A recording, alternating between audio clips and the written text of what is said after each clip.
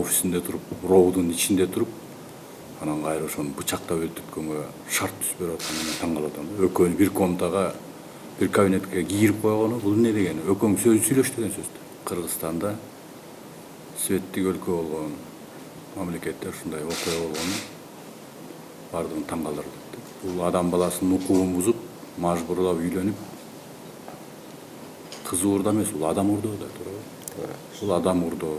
Биринчиден биздин өзүбүздү шалаакылык кылганбыз ички иштер министринин кызматкерлери. Кыргызда эч качан аял затына орой мамиле кылган эмес. Ошондон салттан уланып келатып, азыр биздин эң активдүү коомдоо бөлүгүбүз бул аялдар. Анан ушул кишилерди коргой албасак, эркектер бычактатып атсак, сабатып атсак, уурдатып атсак, президентибиз айтып атат.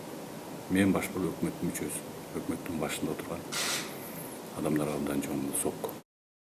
Бул жерде шалаакылык биздин кызматкерлер тарабынан фактысы бар. Бүгүнкү күндө прокуратура тарабынан кылмыш иши козголуп, азыркы учурда ГКМБда кылмыш ишин изилдөө иштери жүрүп атат.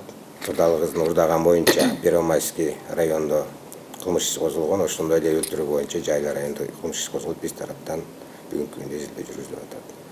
Азыркы күндө Сейитов Акматов Умарович жанындагы жолдошу кармалып 2 айга бизде камакта, өзү Барсбек Бодошев болсо больницада биз тараптан кайтарылып, кылмыш иши боюнча өтүп атат.